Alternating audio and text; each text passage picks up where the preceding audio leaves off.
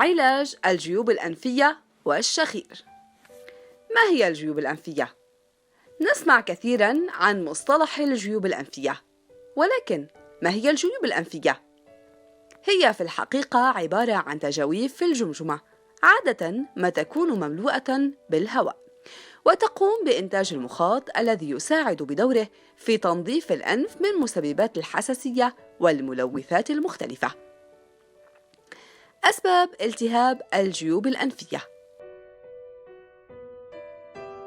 الأسباب كثيرة: نزلات البرد، تنفس الهواء البارد الذي يسبب احتقان الأنف، انسداد فتحات الجيوب الأنفية، إصابة الأنف بالحساسية خصوصاً التحسس من حبوب اللقاح والزهور، العفن، وجود بعض الزوائد اللحمية في الأنف، وجود تشوه خلقي في الأنف مثل انحراف الوتيرة الأنفية، الإفراط في تدخين السجائر والنرجيلة، تناول بعض العقاقير والأدوية مثل الأدوية المثبطة للمناعة مما يسبب زيادة فرصة إصابة الجيوب الأنفية بالميكروبات، استنشاق بعض الروائح المهيجة للجيوب الأنفية، التعرض للهواء الملوث واستنشاق الأبخرة والغازات الكيميائية الملوثة، التهابات اللثة وجذور الأسنان ونقل العدوى منها إلى الجيوب الأنفية.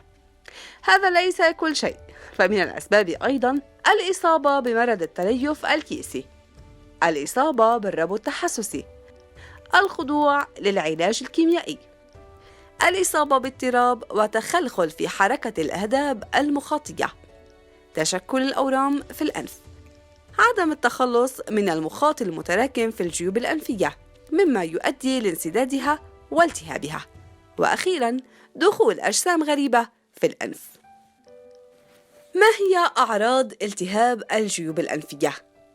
انسداد في الأنف، صعوبة في التنفس، الشعور بآلام متفرقة في الوجه، الصداع المستمر، الشعور بالضغط الشديد في الأذن، الشعور بالتعب والإرهاق العام، ارتفاع درجة حرارة الجسم، الإصابة بالسعال، الشعور بآلام في الأسنان خصوصاً أسنان الفك العلوي، ظهور رائحة منفرة من الفم، تورم الوجه، خروج مخاط سميك ولونه أصفر مائل للخضرة من الأنف، تأثر حاسة الشم بشكل مؤقت وعدم القدرة على تمييز الروائح، وأخيراً انهمار الدموع من العين.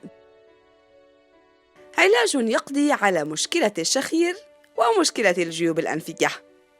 فيما يلي تجربة شخصية لأحد الأشخاص، ويقول فيها: لقد جربت الكثير من العلاجات، حبوب أريوس وحبوب كلاريتين وحبوب كلارنس بالإضافة إلى إبرة مصل الإنفلونزا، ولكن جميعها تعطي نفس المفعول الذي غالباً ما يكون مهدئاً مؤقتاً وقد لا ينفع.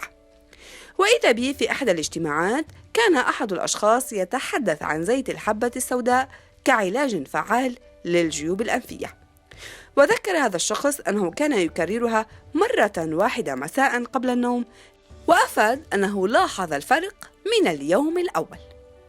وإذا بي أجرب هذه الوصفة، ومثلما تحدث صديقنا في الاجتماع، من أول مرة أحسست بالفرق، ولكن تبعت العلاج لمدة 7 أيام متتالية، وكانت كافية لي لأرتاح من هذه المشكلة التي رافقتني لفترة طويلة من الزمن.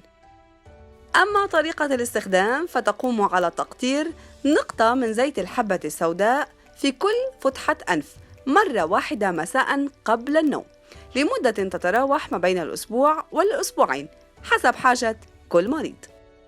نلفت الانتباه إلى أن تقطير زيت الحبة السوداء سيكون حارقاً للأنف والحلق لمدة 3 إلى 5 دقائق، لأن هذا الزيت حار وأحياناً يصاحبه عطاس، وهذا أفضل لأنه يخرج الجراثيم بشكل مركز وكبير.